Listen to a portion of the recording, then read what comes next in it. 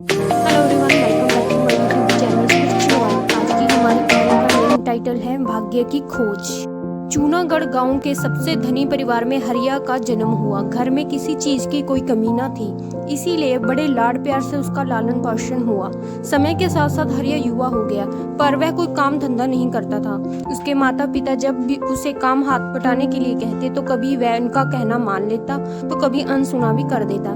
इसी प्रकार से गुजर रहे थे दिन।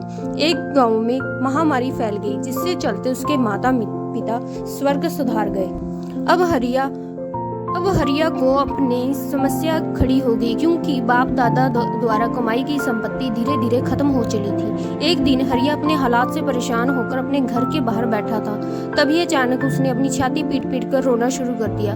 रोते रोते वह बोलने लगा, मेरा तो भाग्य ही खराब है, ना जाने मेरा भाग्य कहाँ चला गया, अब मैं क्या करूँगा। जब हरिया ऐसे कह रहा था, तभी उस गाँव के अध्यापक वहाँ से गुजर रहे थे। जब उन्होंने हरिया की यूं अपने भाग्य को कोसते हुए देखा तो वह उसके पास गए और उससे बोला, हरिया, तुम्हारी छाती पीटने से तुम्हारा भाग्य तुम्हारे पास वापस आने वाला नहीं है, तुम्हें खुद ही जाकर उसे वापस लाना होगा। ये सुनकर हरिया मास्टर जी से बोला, मास्टर जी, मैं उसे जाकर वापस ले आऊंगा, पर मैं उसे ढूंढूं कहाँ। ये सुनकर मास्टर जी बोले, ये तो मैं भी नहीं जानता कि तुम्हारा भाग्य कहाँ गया होगा, पर उस गांव के पूर्व में जो पहाड़ की चोटी है, उस पर एक महात्मा जी रहते हैं, उन्हें अवश्य ही पता होगा। वह तुम्हें अवश्य ही बता देंगे कि तुम्हारा भाग्य कहाँ गया होगा। तुम्हें उसके पास जाना चाहिए। इतना सुनते ही हरिया की आंखों में चमक आ गई। उसने मास्टर जी को धन्यवाद देते हुए कहा, मास्टर जी, मैं कल सुबह उनसे मिलने जाऊंगा। अगली सुबह हरिया जल्दी उठा। उसने कुछ अपने खाने पीने का सामान अपने बैग में रखा और अपनी यात्रा पर निकल पड़ा। अपने गांव से निकलकर हरिया जब चलते चलते जंगल में पहुंचा, तभी घोड़े पर सवार एक लुटेरा उसके सामने आकर खड़ा हो गया, जिसे देखकर हरिया कांपने लगा। तभी लुटेरे ने कड़कती आवाज में कहा, तुम्हारे पास जो कुछ है सब मेरे हवाले कर दो, नहीं तो मैं तुम्हें मार डालूंगा। ये सुनकर हरिया डर गया और वह डरते डरते बोला, मेरे पास तुम्हें देने के लिए कुछ नहीं है, मेरा भाग्य तो पहले से ही मुझसे दूर जा चुका है। झूठ मत बोलो, तुम्हारे बैग में जो कुछ है उसे जमीन पर रख दो, लुटेरे ने बात काटते हुए कहा। हरिया ने अपने खाने पीने के लिए जो सामान बैग में रखा था वह सब निकालकर उसे जमीन पर रख दिया। लुटेरे ने फिर हरिया से पूछा, तुम कौन हो और तुम कहाँ से आ रहे हो, इधर कहाँ जा रहे हो। तब हरिया ने उसे बताया, मेरा नाम हरिया है और मैं चूनागढ़ का रहने वाला हूँ। मैं अपने भाग्य को खोजने के लिए निकला हूँ, पर मुझे उसका पता मालूम नहीं है। उस पहाड़ी पर रहने वाला महात्मा जी को अवश्य ही उसका पता मालूम होगा, इसीलिए मैं उन्हीं के पास जा रहा हूँ। ये सुनकर लुटेरे ने कड़कती आवाज में कहा, मैं तुम्हें तभी ही आगे बढ़ने दूंगा यदि तुम मेरे सवाल का जवाब महात्मा से लेकर आओगे। तुम्हारा सवाल क्या है, मेरा भाग्य कब उदय होगा? यदि तुम मेरे इस सवाल का जवाब महात्मा जी से लाकर दो तो तुम्हें इनाम दूंगा। हरिया ने हामी भरी और आगे बढ़ गया। चलते चलते दोपहर भी हो चुकी थी। भूख प्यास से बेहाल वह चला जा रहा था। उसके पेट में भूख के कारण चूहे भी दौड़ने लगे थे। तभी उसे एक झरना और फलों से लदा बगीचा दिखाई दिया। तब हरिया सबसे पहले झरने के पास गया। उसने अपनी प्यास बुझाई, फिर वह फलों से लदे बगीचे में आया। उसने कुछ फल तोड़े और खाने बैठ गया। जैसे ही उसने पहला फल मुंह में डाला, वैसे ही उसे थूकने लगा। फिर उसने दूसरा फल मुंह में डाला, उसे भी उसने थूक दिया। फिर उसने तीसरा फल मुंह में डाला, उसे भी उसने थूक दिया। जब वह चौथा फल उठाकर मुंह में डालने वाला था, तभी संयोग से वहां एक व्यक्ति आ गया। उसने जब हरिया को यूं फलों को थूकते हुए देखा तो उसने हरिया से कहा, जो भी इन फलों को खाता है वो इन्हीं को ऐसे ही थूकता रहता है। आपको कैसे पता? हरिया ने उस व्यक्ति से प्रश्न किया। मुझे इसीलिए पता है क्योंकि ये मेरा बगीचा है, उस व्यक्ति ने जवाब दिया। वैसे तुम कौन हो और यहाँ कैसे आ गए? उस व्यक्ति ने हरिया से सवाल किया। तब हरिया ने उसे भी वही सब कुछ बताया जो उसने लुटेरे को बताया था। इतना सुनते ही बगीचे का मालिक बोला, तुम तो महात्मा जी के पास जा ही रहे हो, तो उनसे मेरे भी एक सवाल का जवाब लेते आना, बदले में मैं तुम्हें इनाम दूंगा। तुम्हारा सवाल क्या है? हरिया ने बगीचे के मालिक से पूछा। मेरा सवाल बस इतना सा है कि मेरे बगीचे के फल कड़वे क्यों होते हैं और मैं उन्हें मीठा कैसे बना सकता हूँ। ये सुनकर हरिया ने कहा, ठीक है भाई, मैं तुम्हें सवाल का भी जवाब महात्मा जी से लेकर आऊंगा। ये कहकर हरिया आगे बढ़ गया। चलते चलते रात घिर आई थी। हरिया भूख से बेहाल हुआ जा रहा था। तभी उसे एक महल नुमा घर दिखाई दिया। उसने मन में विचार आया, क्यों ना रात यहाँ गुजार कर सुबह सवेरे महात्मा जी के दर्शन किए जाएं। ये सोचकर वह घर के अंदर चला गया। वहां उसे एक दंपत्ति और उनकी एक बेहद सुंदर बेटी मिली। उन्होंने हरिया को अपनी अतिथि मानकर भोजन कराया। भोजन करने के बाद दंपत्ति ने उनसे यहाँ आने का कारण जानना चाहा।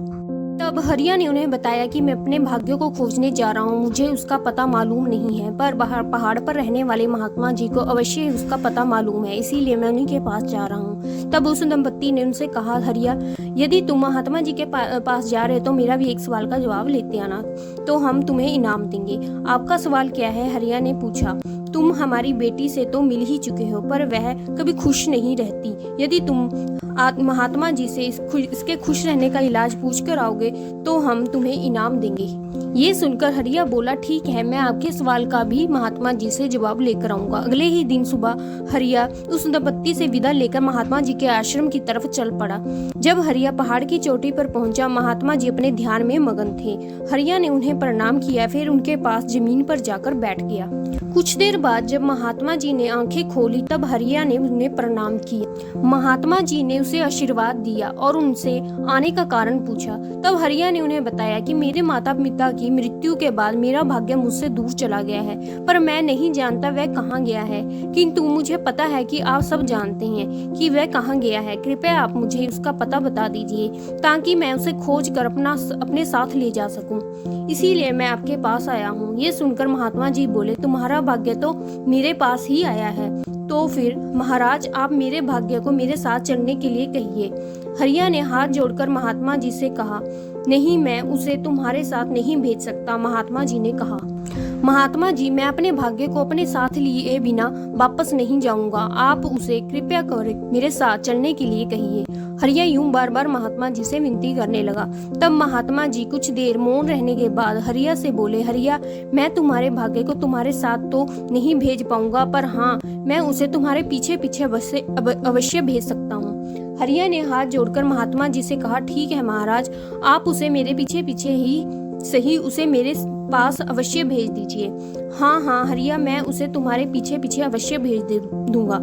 महात्मा जी ने उसे आश्वासन दिया। उसके बाद हरिया ने अपनी यात्रा के दौरान मिले अन्य व्यक्तियों के सवाल के जवाब भी महात्मा जी प्राप्त किए। फिर हरिया महात्मा जी से विदा लेकर अपने घर की ओर चल दिया। सबसे पहले हरिया महल नुमा घर वाले दंपत्ति के पास पहुंचा। उन्हें उनके सवाल का जवाब देकर बिना समय गवाए अपनी यात्रा फिर से आरंभ कर देता है।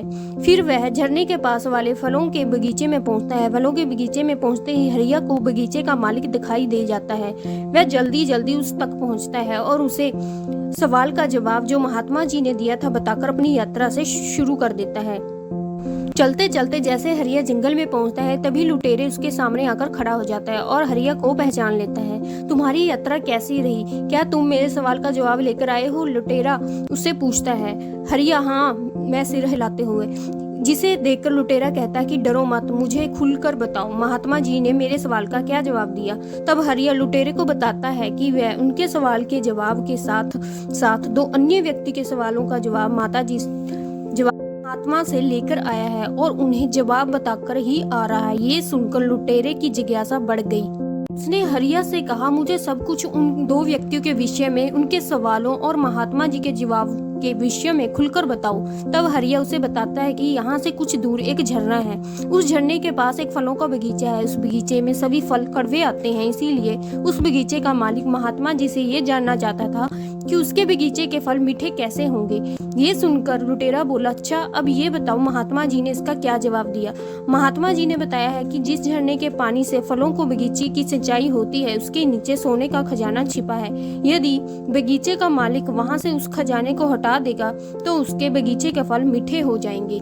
अच्छा अब ये बताओ, बगीचे के मालिक ने तुम्हें कुछ इनाम दिया? लुटेरे ने हरिया से फिर प्रश्न किया। हाँ, बगीचे का मालिक कह रहा था कि यदि मैं कुछ देर इंतजार करूं तो वह झरने के नीचे से खजाना निकाल लेगा और वह इनाम के रूप में मुझे खजाना दे देगा। हरिया ने उत्तर दिया। तो तुमने सारा खजाना ले लिया? लुटेरे ने फिर से पूछा। नहीं, मैंने उसे बता दिया कि मेरा भाग्य तो मेरे पीछे पीछे आ रहा है, इसीलिए मैं खजाना निकालने तक का इंतजार नहीं कर सकता। मैं जल्द से जल्द अपने घर पहुंच जाना चाहता हूँ।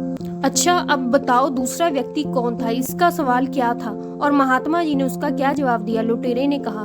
दूसरा व्यक्ति वास्तव में महल में रहने वाला दंपत्ति था। उनकी एक बेहद खूबसूरत बेटी है जो कभी खुश नहीं रहती, इसीलिए उसके माता पिता महात्मा जी से ये जानना चाहते थे कि वे ऐसा क्या करे ताकि उनकी बेटी खुश रह सके।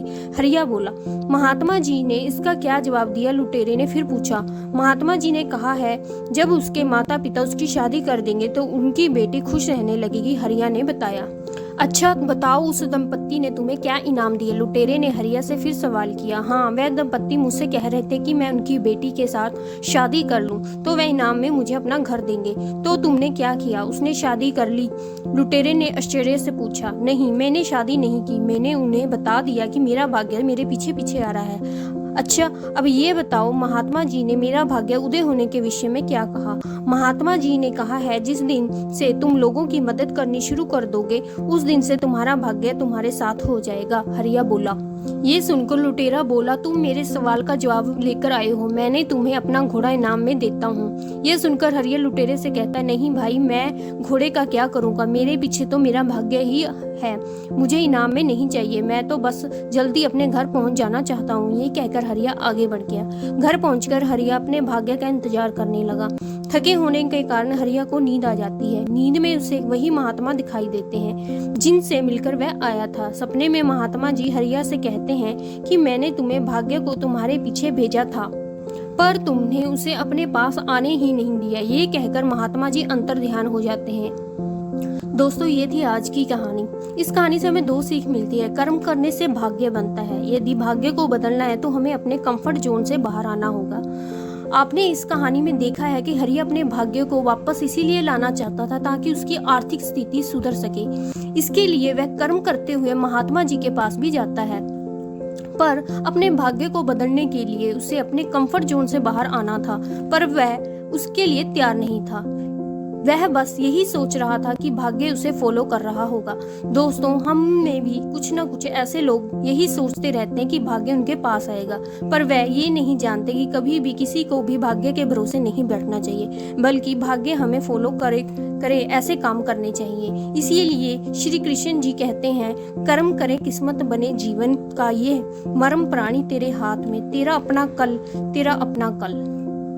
ये स्टोरी आपको कैसे लगी प्लीज कमेंट बॉक्स में बताएं और मेरा चैनल शेयर और सब्सक्राइब करें। धन्यवाद।